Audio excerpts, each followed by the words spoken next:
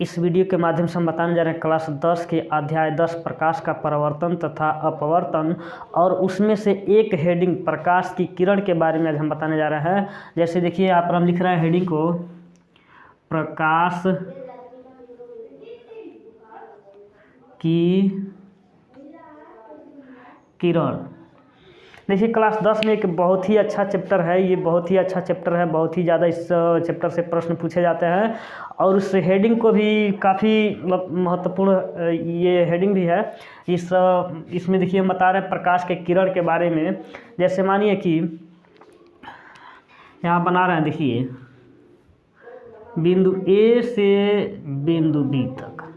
जैसे देखिए अगर कोई प्रकाश बिंदु ए से चल करके बिंदु बी तक गया हो, ठीक है, तो इस मार्ग को, जिस मार्ग से प्रकाश गया है उस मार्ग को प्रकाश की किरण कहते हैं। अब प्रकाश की किरण का परिभाषा सुनिए। मान लीजिए इसका परिभाषा होता है, किसी समांग माध्यम में एक बिंदु से दूसरे बिंदु तक प्रकाश जिस ऋजु रेखीय मार्ग से होकर जाता है उस मार्ग को प्रकाश की किरण कहते हैं।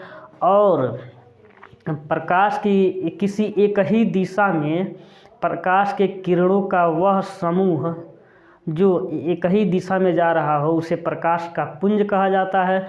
और प्रकाश का पुंज 3 प्रकार का होता है। जैसा कि देखिए एक बार फिर समझा दे रहे प्रकाश की किरण के बारे में। जैसे मान लीजिए प्रकाश की किरण सब एक ही दिशा में जा रहा हो, इसे प्रकाश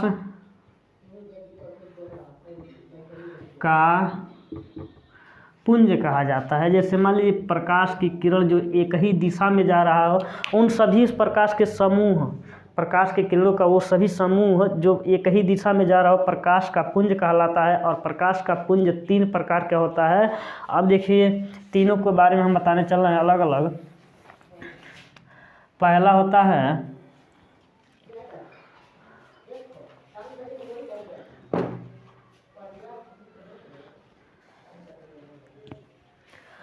होता है अभिसारी।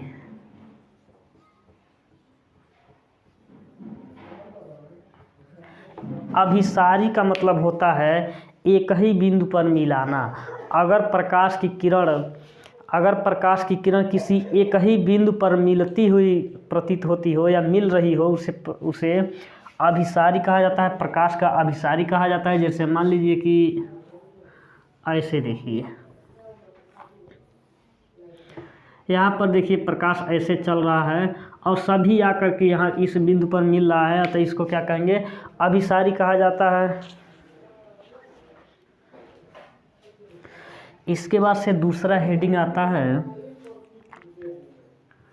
अपसारी। पहले हेडिंग में अभिसारी को हम बताए हैं, दूसरे हेडिंग में देखिए बताएं अपसारी। अपसारी का मतलब होता है कि अगर कोई भी प्रकाश की किरण एक ही बिंदु से आता हुआ प्रतीत होता हो उसे अपसारी प्रकाश पुंज कहा जाता है। जैसे फिगर में देखिए अगर कोई भी बिंदु मतलब मान लीजिए कि एक ही बिंदु से निकल रहा हो, ठीक है, ऐसे दिया हुआ। फिर समझिए अपसारी का मतलब कि अगर कोई भी प्रकाश की किरण एक ही बिंदु से निकलता हुआ प्रतीत होता हो उसे अपसारी प्रकाश पुंज कहते हैं। तीसरा हेडिंग होता है समांतर।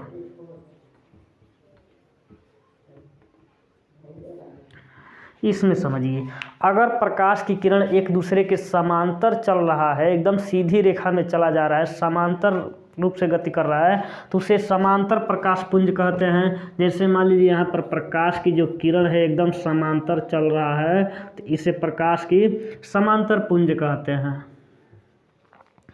तो ये हो गया प्रकाश की किरण।